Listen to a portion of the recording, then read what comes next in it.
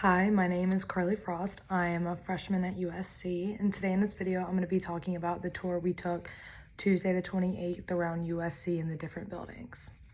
So the purpose of this video, I think, towards the audience would be people who live in Columbia, students, or people who are thinking of visiting here just in general, or to become a student at USC in the future. And they want to actually learn history about USC and the place that they're going to live. I'll also be going into detail and sharing examples that I remembered or learned throughout the video that I thought would be beneficial towards the audience. There are multiple places and locations we went throughout the tour, and I'm going to list them out. The Longstreet Theater, McKinnon's Museum, Horseshoe, the Welsh Humanities Building, and the Thomas Cooper Library, which is my personal favorite. Throughout the tour, I learned interesting facts about USC and the locations I just named. We traveled to these different locations and buildings across USC, and our tour guide, who was awesome, seemed like he cared a lot about what he was saying and was passionate about it. So it made me really trust him with the facts. I would rate my overall experience a 9 out of 10. I think the tour guide really made it for me because I'm not a big history person, but the way he was so into it and passionate about it, and in his stereotypical tourist outfit, I thought was funny, which made me more engaged and want to listen more and pay more attention to what he said. So I thought it was actually a really good tour.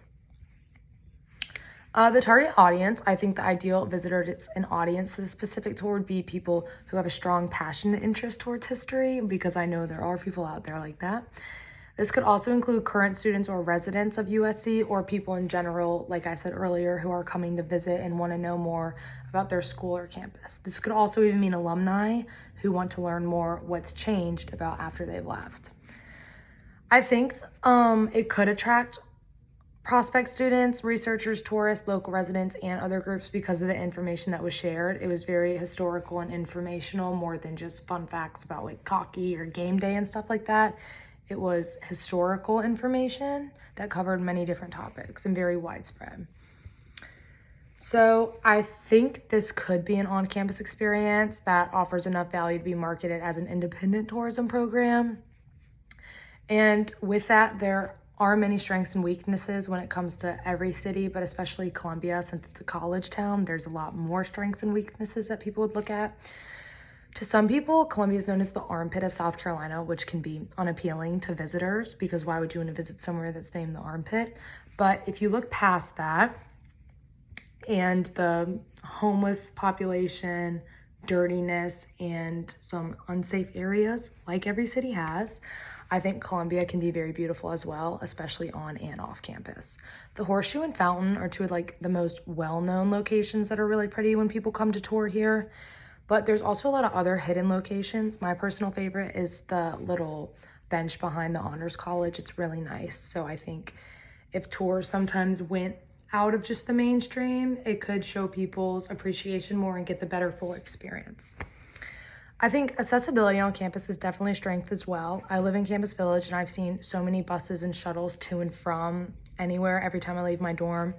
And from off-campus living, there's a lot of shuttles as well that will take you to the grocery store, to class, or anywhere you need to go.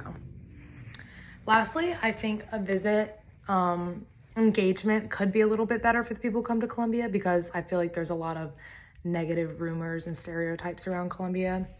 Almost all the visitors coming here, I feel like, are people who went here, have students going here, or have future kids or family going here. So they mostly just spend their days on campus, just 1 or 2 days. But I feel like you need a game day weekend or a longer weekend to have the full experience. So I think this experience was strong enough to be a standalone tourism package. I think a tour would work best as a student exchange invitation tour or an academic tourism program because of the information that was shared. It'd be fun for other schools to learn about USC and its history.